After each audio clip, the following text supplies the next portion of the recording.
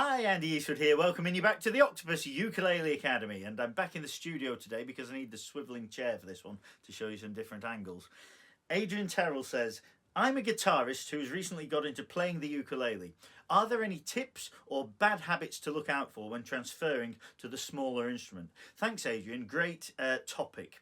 Yeah, when you switch from one stringed instrument to another, there are aspects of technique that will transfer well and help you, but there are other aspects that need to be modified, and sometimes guitarists forget this and get into trouble on the uke. And the problems are widespread because a lot of ukulele tutors are actually guitarists dabbling in the uke as a sideline and spreading misinformation. So let's see if we can unpick the problem.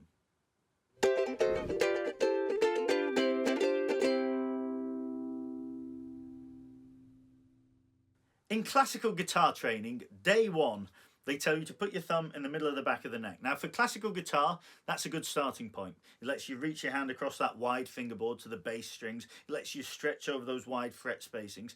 On the ukulele, it's completely wrong. Unfortunately, there are dozens of tutorials out there online telling you to hold your ukulele with your thumb in the middle of the back of the neck. This is not a new problem even.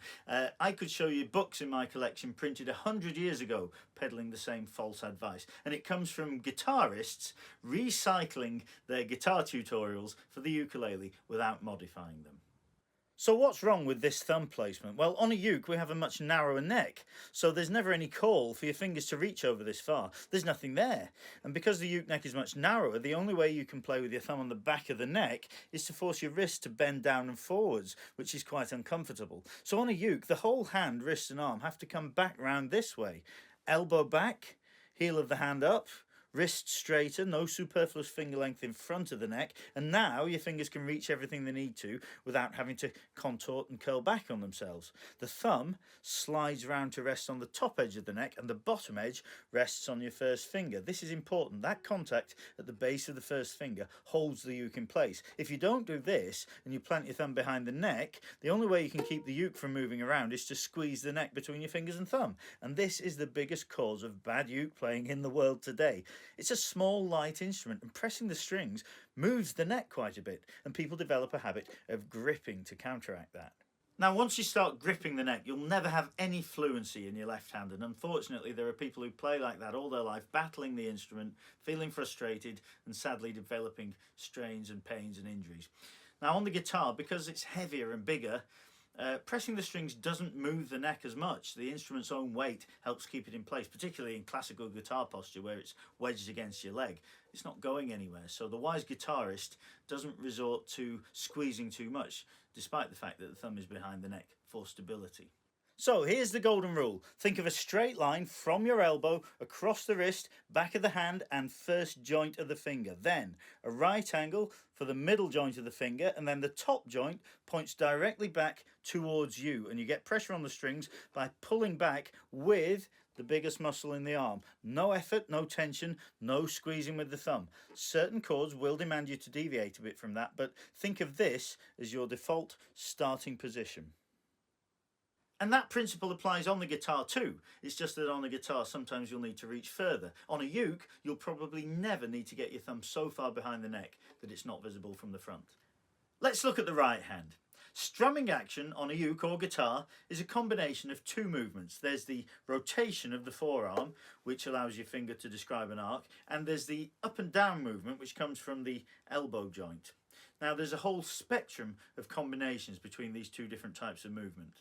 On an acoustic guitar, you need a decent sized swing at the strings to make a big sound. You've got to cover some distance, and you'd likely want to think of that strumming motion as mainly from the elbow to let the whole forearm move up and down.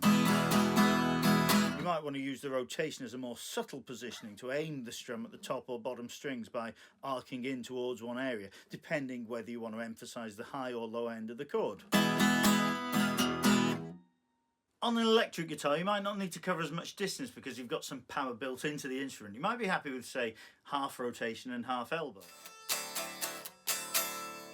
On a uke, because it's much smaller and you only have 4 strings to cover, you can actually do the whole strum as a rotation of the forearm and still have a big enough movement to make plenty of sound. So then you only need the up and down movement to add a bit of emphasis here and there. Sometimes guitarists forget this and put in a lot more effort than they need to on the uke, particularly at a fast tempo, because of course it takes a lot more energy to move the arm up and down than it does to simply rotate it on its axis.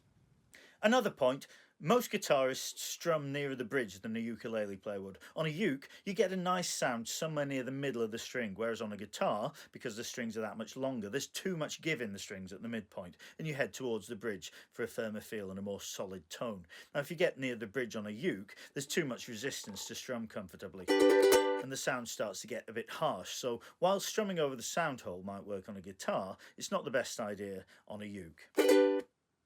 Finally, let's look at picking.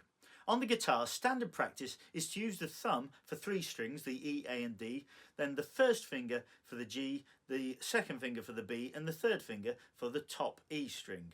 Now this works very well and it's very logical because it makes good use of the thumb, which is the strongest and most versatile digit in terms of movement. In fact, Sir Isaac Newton famously said that the human thumb alone was enough to convince him of the existence of God. That's how impressed he was by the intricacy of its design and what it's capable of. Now most guitarists, when they switch to uke, say, okay, the tuning of a uke is like the highest 4 strings on a guitar, just in a different key. So I'll use the thumb for the G string and the first, second and third fingers on the C, E and A. So they only use the wonderful thumb on the G string, and guess what? They hardly pick the G string anyway because it's tuned an octave higher relative to the guitar, and they think, oh, I've got those notes on the E string. Why bother with it? So they spend all their time picking with 3 fingers, and the highest notes, which are often the melody that needs to be emphasised the most on the A string, are left to the poor old third finger, which is the hardest digit to move independently, having fewer tendons operating it than the others.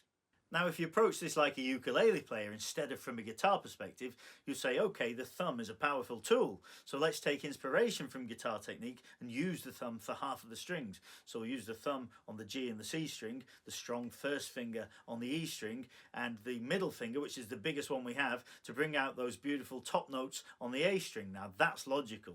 So when you approach the ukulele from a guitar background, the techniques you already know will be very useful to you, but you have to recognise the differences and modify things accordingly. Please share these videos with anyone you think can benefit from them. Keep sending the questions in and we'll see you again soon.